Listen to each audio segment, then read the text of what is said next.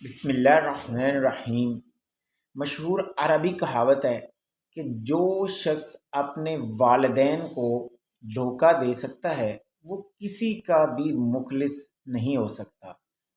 تو والدین کو دھوکہ دینے والے کسی سے کیا مخلص ہوں گے جو اپنے اتنے خونی رشتے کے ساتھ اس طرح کا رویہ روا رکھیں کہ ان کے لیے بھی دل میں مخلصی نہ ہو، سچا جذبہ نہ ہو۔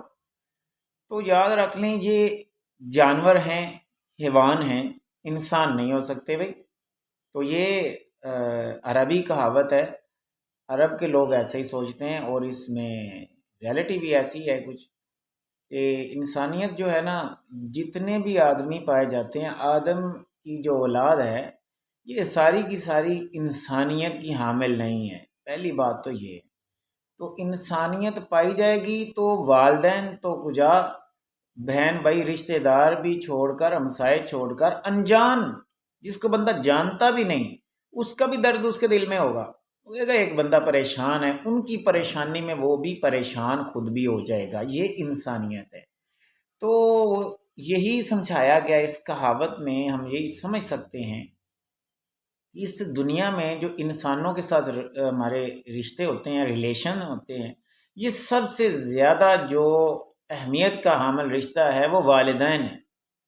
تو والدین سے بڑھ کے اور کوئی بھی ہمیں عزیز ہونا بھی نہیں چاہیے، اور انسان کے لیے سب سے زیادہ مخلص وہی ہستی ہیں۔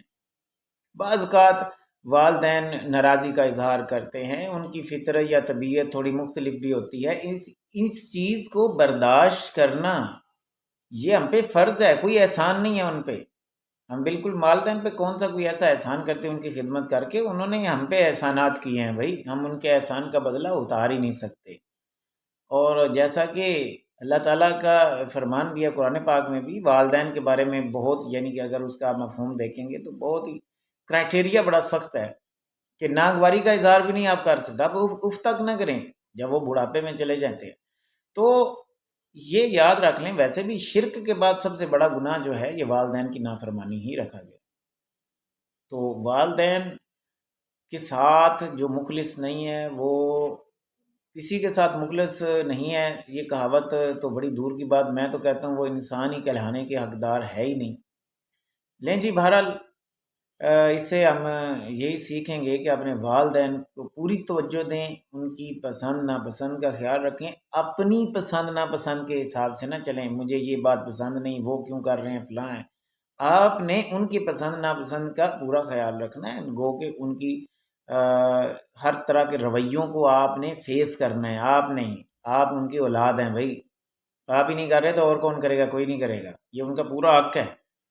لیں جی، وش یو بیسٹ آف لک۔ مزید آپ کی ایسی بات آپ کی مزید سمجھ میں ہو تو آپ ضرور کمنٹ کیجئے گا، میری بھی اصلاح کیجئے گا۔ وش یو بیسٹ آف لک۔ عرفان فانی کو اجازت دیجیے، اللہ حافظ۔